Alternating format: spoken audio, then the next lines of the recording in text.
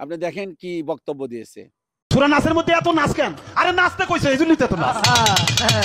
কুল আউযু বিরাব্বিন নাস, মালিকিন নাস, ইলাহিন নাস। হ্যাঁ, মিন শারিল ওয়াসওয়াসিল খান্নাস, আল্লাযী ফি সুদুরিন নাস, মিনাল জিন্নাতি ওয়ান নাস। ফি সুদুরিন নাস কইছে বাবা। আলাইকুম ওয়া রাহমাতুল্লাহি ওয়া বারাকাতুহু। এই যে বাউল আবুল সরকার, শুধুমাত্র সে আল্লাহর সঙ্গে ধৃষ্টতাপূর্ণ আচরণ করে নাই। আপনি শুনে আশ্চর্য হবেন যে কোরআন আল কারিমের সর্বশেষ সূরা নাস নিয়ে সে কি ধরনের বাজে মন্তব্য করেছে। অর্থাৎ কোরআন নিয়ে সে যে বাজে মন্তব্য করেছে, এটি যদি ইসলামের রাষ্ট্র হতো তাহলে একে দুনিয়া থেকে বিদায় করে দেওয়া হতো। আপনি দেখেন কি বক্তব্য দিয়েছে। সূরা নাসের মধ্যে এত নাচ কেন? আরে নাচতে কইছে এজন্যই তো এত নাচ। কুল আউযু বিরাব্বিন নাস, মালিকিন নাস।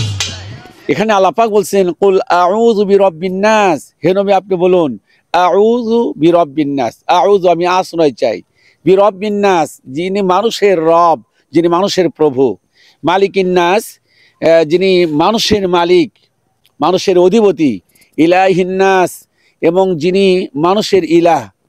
এই আবুল সরকার লেখাপড়া একদম মূর্খ। লেখাপড়া যতটুকু জানতে পেরেছি যে 3-4 পর্যন্ত লেখাপড়া করেছে। কোরআনের কোনো জ্ঞান নাই, কোরআন সম্পর্কে কোনো জ্ঞান নেই। সে সূরা নাস নিয়ে যে ধরনের ধৃষ্টতাপূর্ণ আচরণ করেছে, আমরা সরকার বাহাদুরকে বলবো, এই বর্তমান সরকারকে বলবো যে আর দেরি করে দরকার নেই, একে ইসলামী আইন অনুযায়ী বিচার করা হোক। আল্লাহকে নিয়ে ধৃষ্টতাপূর্ণ আচরণ করলে, রাসূলকে নিয়ে ধৃষ্টতাপূর্ণ আচরণ করলে যে বিচার হওয়া দরকার, সেই বিচার করার জন্য আমি এই সরকারের কাছে অনুরোধ জানাবো।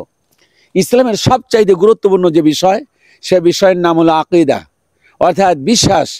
আকীদা যদি খারাপ হয়, আকীদা যদি লালন করা হয় যে কোরআন বিরোধী আচরণ আকীদা, হাদিস বিরোধী আকীদা, সে আকীদা নিয়ে কোনো মানুষ জান্নাতে যেতে পারে না।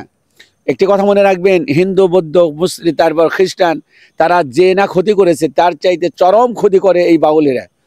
একজন হাসিনা সরকার নামে একজন মহিলা শিল্পী আছে, সে যে কথাটা বলেছে যে যতক্ষণ পর্যন্ত তাদের মনের আবদার পূরণ করা না হয় ততক্ষণ পর্যন্ত তারা কোনো প্রোগ্রামে আমাদেরকে দাওয়াত করে না। এবং দেখেছেন বেশ কিছু ভিডিও ফুটেজে যে তারা নারী দিয়ে কিভাবে তারা মনোরঞ্জন করছে। এরপরেও এক শ্রেণীর লোক তাদেরকে বাঁচানোর জন্য তারা যে কাজটি করেছে, যে মানববন্ধন করেছে। ওই যে এক ভাই বলেছিলেন যে আবুল মার্কা লোক যাদের কোনো ব্যক্তিত্ব নাই, ওই ধরনের লোকেরাই আবুল সরকারের মতো লোকের পিছনে তারা মানববন্ধন করতে পারে।